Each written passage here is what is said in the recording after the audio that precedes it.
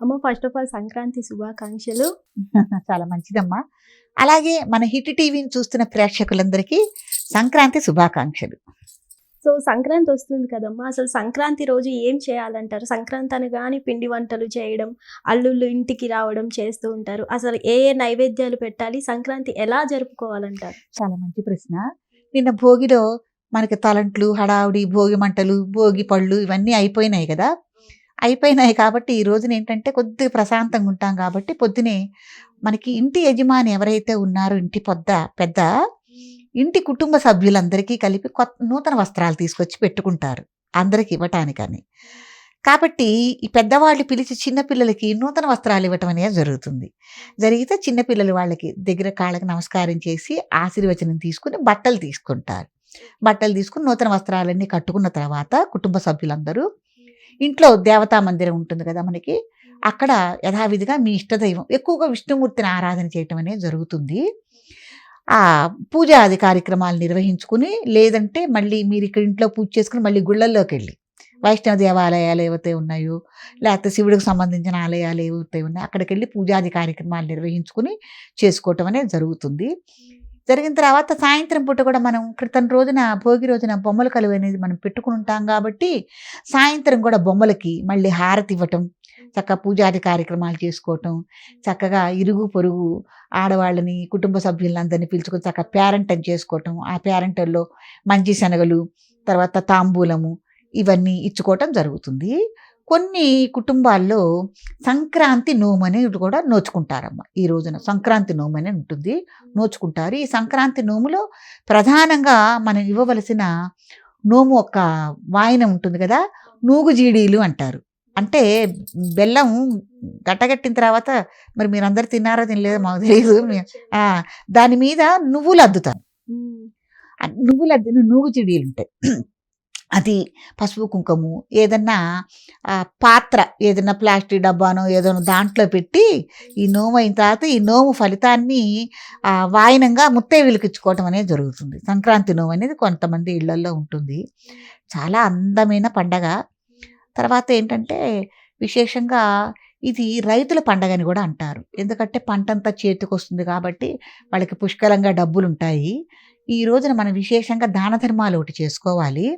సంక్రాంతి రోజున మర్చిపోకుండా చేసుకోవాల్సిన కార్యక్రమం ముఖ్యమైనది సంక్రాంతి అంటే అమ్మ పితృకార్యాలు.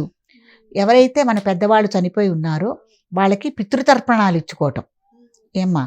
తర్వాత వాళ్ళకి సంబంధించి ఏదైనా ఫోటోలు కానీ ఏమన్నా ఉన్నాయనుకోండి పెట్టుకుని వాళ్ళకి పూజ చేసుకుని నూతన వస్త్రాలు ఇంట్లో కుటుంబ సభ్యులందరికీ తెస్తారు కదమ్మా, వాళ్ళకు కూడా బట్టలు తీసుకొచ్చి ఎవరైతే మగవాళ్ళు ఉంటే వాళ్ళకి పంచాకండు, ఆడవాళ్ళు అయితే చీర జాకెట్టు ఆ ఫోటో దగ్గర పెట్టుకుని కాస్త పూజ చేసుకుని ఎవరికైనా వాళ్ళ పేరు చెప్పి ఆ వస్త్రదానం చేయటం.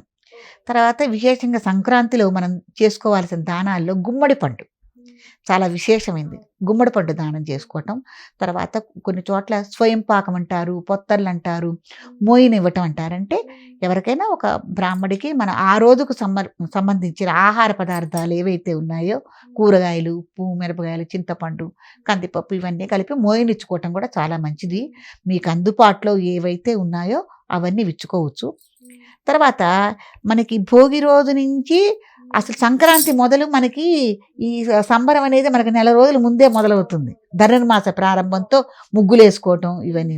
అసలు సంక్రాంతి అంటేనే గాలిపటాలు, ముగ్గులు, రంగురంగు ముగ్గులు, హరిదాసులు ఏమ్మా, తర్వాత గంగిరెద్దులు వాళ్ళు, ఇట్లా రకరకాలుగా ఉంటాయి. చాలా వైభవంగా ఉంటుంది. ఈరోజు కూడా ఇవన్నీ చేసుకొని చేయాల్సినవి దాన ధర్మాలు, పితృకార్యాలు, బొమ్మల కొలువులు, తర్వాత సంక్రాంతి నోములు ఇవన్నీ మనం పండగ రోజున చేసుకోవాల్సిన విశేషాలన్నమాట. మరి ఆ పండగ రోజు చేయకూడని పనులంటూ ఏమైనా ఉన్నాయమ్మా? చేయకూడని పనులంటే ఈ పండగ 3 రోజులు కూడా ఎవరు ఇంట్లో నీసు వండటం అట్లాంటివి చేయకూడదు. కోడిగుడ్లు కానీ నీసు కానీ వండటం ఇవన్నీ ఏమీ చేయరాదు. వీలుంటే చిన్నుల్లిపాయ పెద్దల్లిపాయ కూడా వాడకుండా ఉండాలి. ఎందుకంటే దైవ కార్యక్రమం కదా మనం చేస్తున్నాము కాబట్టి ఇవి కూడా వాడకుండా ఉంటే చాలా మంచిది. అమ్మ సంక్రాంతి రోజు ఇంకా విశిష్టమైన పనులు చేయాల్సినవి ఉన్నాయి అన్నయ్యవి ఏమైనా ఉన్నాయా? చాలా మంచి ప్రశ్న. ఎందుకంటే మనకి పంటల్లో భాగంగా వరి కోత కోసి అయిపోయిన తర్వాత మినువులు కూడా దొరుకుతాయి, కొత్త మినువులు కూడా వస్తాయి. కాబట్టి ఈ 3 రోజుల్లో మనం తప్పకుండా మినుముతో చేసిన పదార్థాలు తినాలని, అంటే సున్నుండలు కానీ గారెలు చాలా ముఖ్యమైనవి. గారెలు మటుకు తప్పకుండా తిని తీరాలని శాస్త్రం చెప్తోంది. అంటే కనుమ రోజు తినాలంటారు కదా. 3 రోజుల్లో మీకు ఎప్పుడైనా చేసుకోవచ్చు. కనుమ రోజున కూడా చాలా విశేషం. పండగ రోజున కూడా గారెలు చేసుకోవచ్చమ్మా, చాలా విశేషం. ఏంటంటే ముఖ్యంగా పొంగలి, అంటే ఈ పొంగల్ చేసే విధానంలో కూడా పాలు పొంగించాలి. అంటే పొంగల్ అని అంటారు కదా, పాలు పొంగించడం అని అంటారు. 3 సార్లు చక్కగా పాలు పొంగితే కుటుంబ సభ్యులందరూ కలిసి నమస్కారం చేసుకుంటారు. స్వామి మా ఇల్లు కూడా ఇట్లా పాలు పొంగినట్టు పొంగాలని నమస్కారం చేసుకున్న తర్వాత ఇంట్లో ఆడపిల్లలు, పెద్దవాళ్ళు, ఆడవాళ్ళు ఎవరైతే ఉన్నారో వాళ్ళు ఈ కొత్త బియ్యం వస్తాయి కదమ్మా, అవి కడిగి అందరూ తలో పిరి కూడా ఆ పొంగల్లో వేయాలి. ఇట్లా తిప్పి పొంగల్లో వేయాలి. అలా అందరూ కలిసి చేసిందే పొంగల్ అన్నమాట. అది భగవంతుడికి నైవేద్యం పెట్టడం, మనం అందరం స్వీకరించడం అనేది తెలుస్తుంది. భోగి రోజున మనం ఎట్టా పులగం చేసుకుంటాము, సంక్రాంతి రోజున, పండగ రోజున పొంగలి ప్రధానం. తర్వాత మీ ఇష్టం పులిహార చేసుకోవచ్చు, గారెలు ప్రధానం. ఇంకా మనం అసలు సంక్రాంతి అంటేనే మనకు అరిసెలు అరిసెలు సంక్రాంతి అంటే అరిసెలే. ఇంకా ప్రాంతీయ ఆచారం ప్రకారం ఒక్కో చోట కాజాలు, ఒక్కో చోట లడ్డూలు, ఇట్లా రకరకాల పిండి వంటలు చేసుకోవటం అనేది జరుగుతుంది.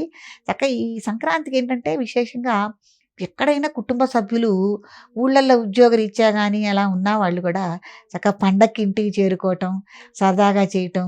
ఈ సంక్రాంతి విశేషంలో ఏంటంటే కోడి పందాలు, ఎద్దుల పందాలు, రకరకాలుగా ఆటలు, కబడ్డీ ఆటలు, ఇవన్నీ అసలు పల్లెటూళ్ళలో ఆ వాతావరణం చాలా బాగుంటుంది.